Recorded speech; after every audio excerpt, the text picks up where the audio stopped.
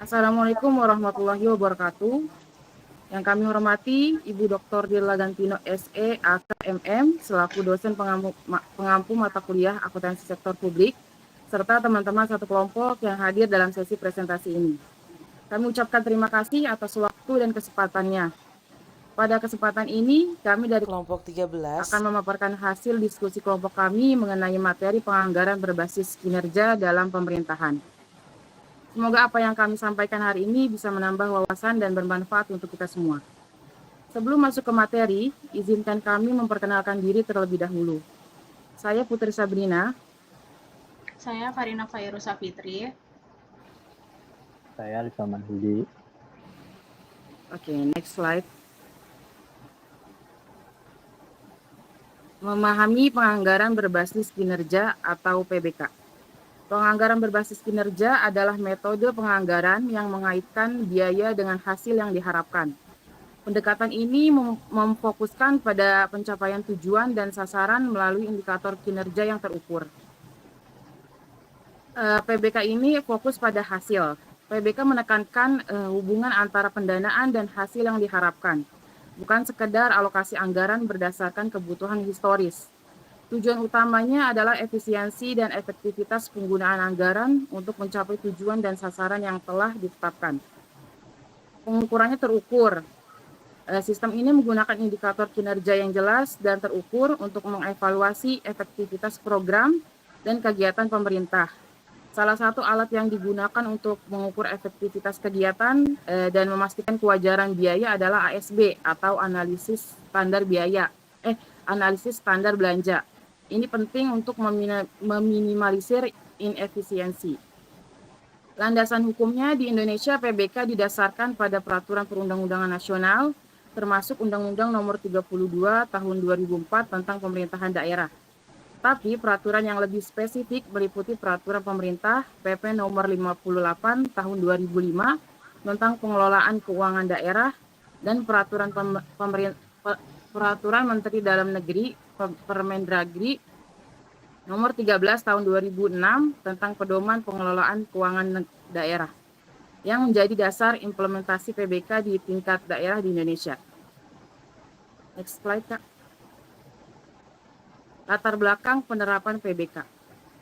Krisis keuangan dan tuntutan masyarakat akan transparansi menjadi pendorong utama negara-negara, termasuk Indonesia, beralih dari sistem anggaran tradisional ke sistem berbasis kinerja.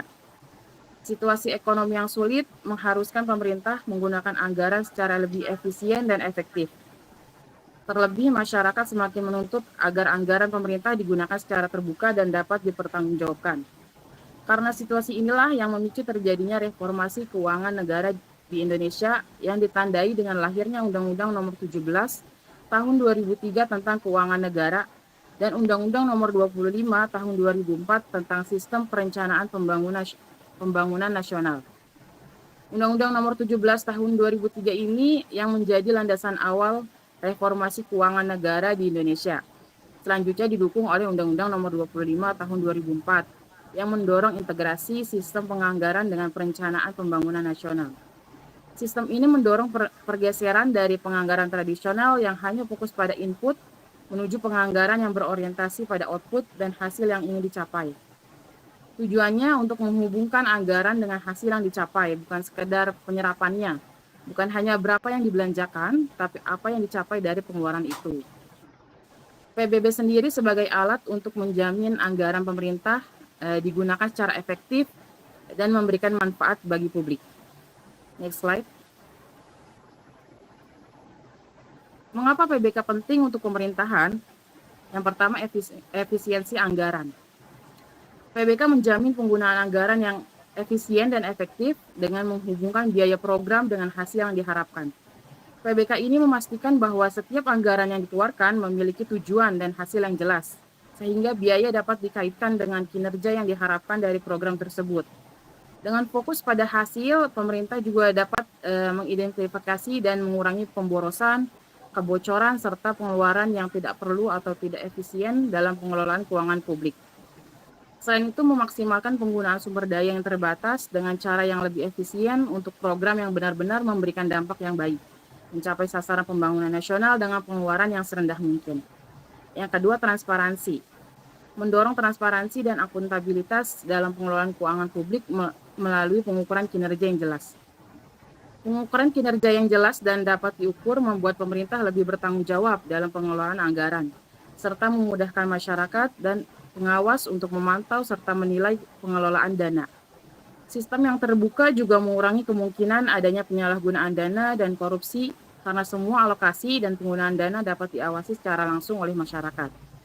Keterbukaan informasi tentang alokasi dan penggunaan anggaran memungkinkan masyarakat untuk memahami bagaimana pajak yang mereka bayar digunakan untuk sektor-sektor vital seperti pendidikan, kesehatan, dan infrastruktur. Yang ketiga, ada kepercayaan publik. Menjawab tuntutan masyarakat akan hasil nyata dari pajak yang dibayarkan dengan menunjukkan capaian konkret program pemerintah. PBK memberikan kesempatan bagi pemerintah untuk memenuhi harapan masyarakat akan hasil nyata dari pajak yang mereka bayarkan dengan mempresentasikan keberhasilan program-program yang memberikan dampak positif. Keterbukaan mengenai pemanfaatan dana dan hasil yang diraih dapat memperkuat kepercayaan masyarakat terhadap pemerintah, sehingga dukungan mereka terhadap program-program pemerintah semakin meningkat. Dengan menciptakan efisiensi, transparansi, dan kepercayaan, PBK berfungsi sebagai alat yang efektif untuk mendukung pencapaian tujuan pembangunan nasional serta meningkatkan kesejahteraan masyarakat. Next slide. Perbandingan anggaran tradisional versus PBK. Perbedaan utamanya anggaran tradisional dan penganggaran berbasis kinerja atau PBK adalah fokusnya. Dari input itu anggaran tradisional, output itu transisinya, dan outcome itu di PBK. Anggaran tradisional berfokus pada input dan pengeluaran berdasarkan pos anggaran. Contohnya berapa banyak dana yang dialokasikan untuk gaji pegawai. Tujuannya untuk memastikan pengeluaran sesuai dengan pos-pos yang telah ditentukan. Tolak ukur keberhasilan hanya ditunjukkan dengan adanya keseimbangan anggaran antara pendapatan dan belanja. Namun jika anggaran tersebut defisit atau surplus, berarti pelaksanaan anggaran tersebut gagal. Di masa transisi bergeser ke output berupa keluaran langsung dari program yang didanai. Contohnya jumlah sekolah yang dibangun dengan anggaran pendidikan. Tujuannya untuk menilai seberapa banyak barang atau jasa yang dihasilkan oleh suatu program. Di PBK menekankan outcome, yaitu dampak nyata bagi masyarakat sebagai hasil dari program. Contohnya peningkatan tingkat literasi sebagai hasil pembangunan sekolah. Tujuannya untuk menilai keberhasilan program dalam mencapai tujuan sosial yang lebih luas dan memberikan manfaat yang signifikan bagi publik. Sistem ini menitikberatkan pada segi penata laksanaan, sehingga selain efisiensi, penggunaan dana juga hasil kerjanya diperiksa. Jadi tolak ukur keberhasilannya sistem anggaran ini adalah performance atau prestasi dari tujuan atau hasil anggaran dengan menggunakan dana secara efisien. Next.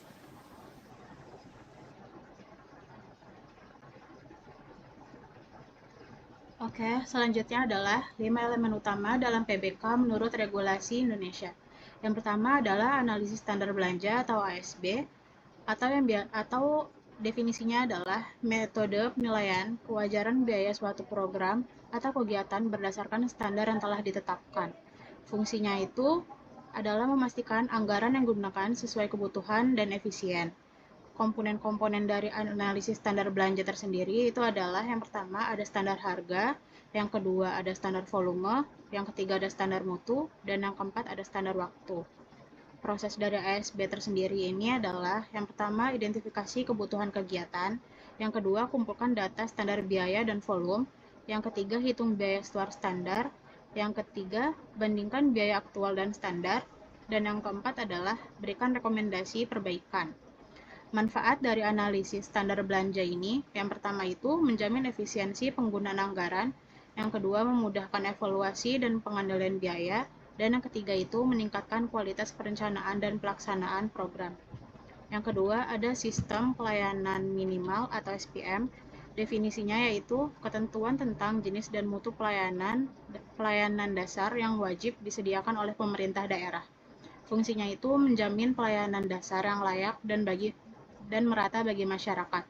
Manfaatnya itu menjamin kualitas pelayanan pasar di seluruh wilayah. Yang kedua, meningkatkan pemerataan akses pelayanan.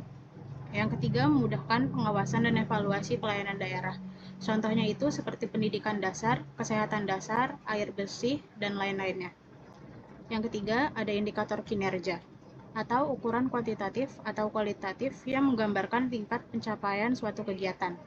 Fungsinya itu adalah mengukur efektivitas dan efisiensi pelaksanaan program atau kegiatan. Manfaatnya itu mempermudah pemantauan dan evaluasi kegiatan, menjadi dasar pengambilan keputusan untuk perbaikan program, dan yang terakhir itu meningkatkan transparansi dan akuntabilitas kerja. Contohnya itu seperti presentasi cakupan imunisasi, tingkat kelulusan siswa, waktu pelayanan di puskesmas. Yang keempat, ada target kinerja atau hasil keluaran yang diharapkan dari suatu program atau kegiatan. Fungsinya itu menjadi acuan pencapaian yang ingin diraih dalam periode tertentu.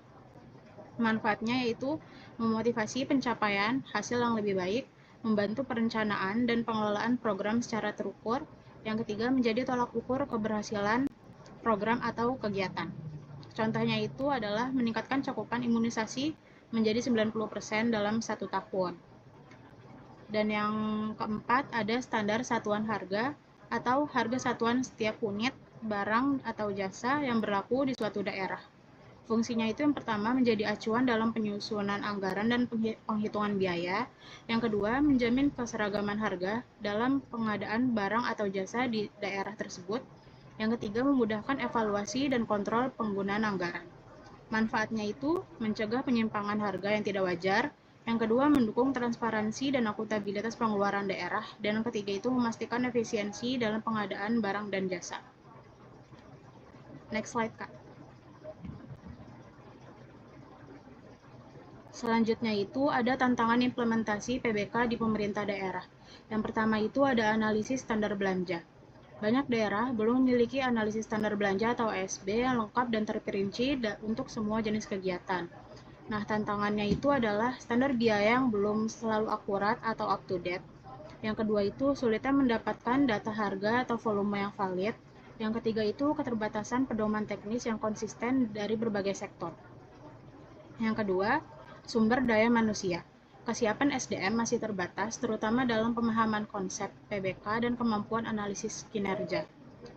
Tantangannya itu adalah keterbatasan kompetensi dan pemahaman SDM tentang PBK dan ASB. Yang kedua, kurangnya pelatihan dan pembinaan berkelanjutan. Yang ketiga, resistensi terhadap perubahan dari pola pelanggan tradisional ke berbasis kinerja. Yang ketiga, ada sistem informasi. Infrastruktur teknologi informasi belum memadai untuk mendukung pengumpulan dan analisis data kinerja secara komprehensif. Tantangannya di sini itu adalah integritas data yang belum sempurna antara sistem perencanaan, penganggaran, dan pelaporan. Yang kedua adalah keterbatasan akses dan pemanfaatan teknologi untuk mendukung pengambilan keputusan berbasis data. Dan yang terakhir ada evaluasi kinerja. Perbedaan antara rencana dan realisasi anggaran sulit dievaluasi secara menyeluruh karena indikator kinerja yang belum standarisasi. Tantangannya itu sistem monitoring dan evaluasi yang belum optimal dan belum terintegrasi. Yang kedua, data kinerja yang kurang lengkap dan valid. Dan yang terakhir adalah kurangnya budaya evaluasi yang berkelanjutan untuk perbaikan program. Selanjutnya, Kak. Selanjutnya adalah studi kasus implementasi PBK di pemerintah daerah Indonesia. Yang pertama itu ada Yogyakarta, berhasil mengintegrasikan PBK dengan sistem perencanaan daerah meningkatkan efisiensi anggaran hingga 15%. Yang kedua ada Jawa Timur, implementasi SAKIP yang komprehensif membantu mengurangi program redundan dan meningkatkan akuntabilitas. Yang ketiga ada Banyuwangi, penggunaan teknologi informasi dalam PBK mendukung transparansi dan efisiensi pelayanan publik. Pencapaian signifikannya itu adalah sekitar 20 pemerintah daerah yang telah mengimplementasikan SAKIP atau Sistem Akuntabilitas Kinerja Instansi Pemerintah berhasil mengurangi potensi pemborosan anggaran hingga 41,1 triliun. Selanjutnya, dampak PBK terhadap efektivitas dan efisiensi anggaran. PBK telah terbukti memberikan dampak positif terhadap efektivitas dan efisiensi anggaran pemerintahan melalui beberapa mekanisme penting.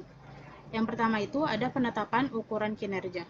PBK membantu menentukan ukuran kinerja yang berorientasi pada hasil, bukan hanya aktivitas semata, dan fokus pada pencapaian outcome yang nyata dan berdampak. Yang kedua, ada penyelesaian kegiatan.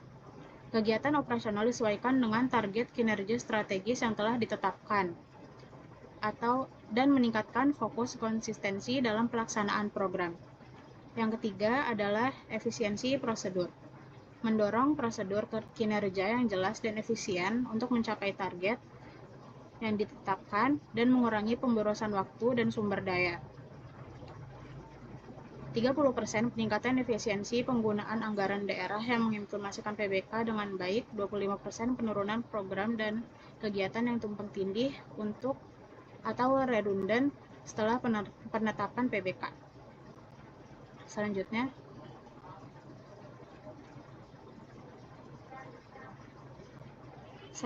adalah peran sistem pengendalian internal dalam PBK. Yang pertama itu ada pengawasan. Memastikan anggaran dialokasikan sesuai dengan tujuan yang ditetapkan dan mencegah penyimpangan. Yang kedua ada evaluasi berkelanjutan. Memantau kinerja secara terus-menerus untuk perbaikan berkelanjutan. Yang ketiga ada audit kinerja, mengevaluasi ekonomi, efisiensi, dan efektivitas program serta kegiatan pemerintahan. Yang keempat ada akuntabilitas, mendorong pertanggungjawaban penggunaan anggaran kepada pemangku kepentingan. Dan yang terakhir adalah manajemen risiko, mengidentifikasi dan mengendalikan risiko yang dapat menghambat pencapaian tujuan program. Studi kasusnya itu adalah penelitian di Inspektor Kota Banjarbaru menunjukkan pengaruh positif PBK dan sistem pengendalian internal terhadap akuntabilitas kinerja pemerintah daerah. Implementasi kedua sistem ini secara terintegritas menghasilkan pentingnya signifikan dalam transparansi dan kualitas pelaporan kerja. Materi selanjutnya akan dijelaskan oleh Kak Alif. Hubungan antara PBK, pengendalian internal, dan akuntabilitas kinerja pemerintah. PBK itu memberikan kerangka untuk mengalokasikan sumber daya berdasarkan kinerja yang diharapkan dan pencapaian hasil. Terus pengendalian internal, memastikan integritas proses penganggaran dan mencegah penyimpangan dalam implementasi. Akuntabilitas kinerja, hasil akhir yang menunjukkan tingkat efektivitas penggunaan anggaran publik untuk mencapai tujuan pemerintah. Ketiga elemen ini membentuk sistem yang saling terkait dan mendukung untuk mewujudkan tata kelola pemerintahan yang baik. Pengalaman internasional dalam PBK. Yang pertama di Amerika Serikat. Pelopor PBK dengan Government Performance and Results Act atau GPRA tahun 1993 yang mewajibkan instansi federal menetapkan tujuan, mengukur hasil, dan melaporkan kemajuan. Yang kedua di negara OECD, mengadopsi PBK dengan fokus evaluasi program dan penetapan indikator kinerja yang terstandarisasi lintas sektor. Ketiga di negara berkembang, mengimplementasikan PBK dengan dukungan lembaga internasional seperti World Bank dan IMF dengan adaptasi sesuai konteks lokal. Terdapat varian signifikan dalam implementasi PBK di berbagai negara, tergantung pada sistem pemerintahan, kapasitas, kelembagaan, dan konteks budaya birokrasi masing-masing negara. Selanjutnya ada strategi sukses implementasi PBK. Yang pertama adalah komitmen politik. Dukungan dari pimpinan tertinggi dari kerangka regulasi yang kuat untuk memastikan implementasi yang konsisten. Kedua, pengembangan kapasitas.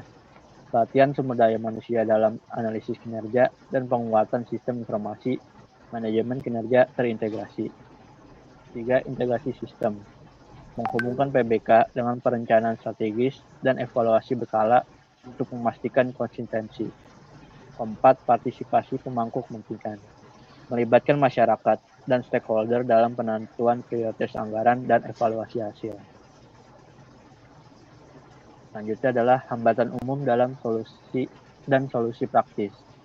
Hambatannya yang pertama, resistensi birokrasi terhadap perubahan sistem penganggaran. Yang kedua, data kinerja yang belum akurat dan komprehensif. Ketiga, kurangnya insentif untuk meningkatkan kinerja.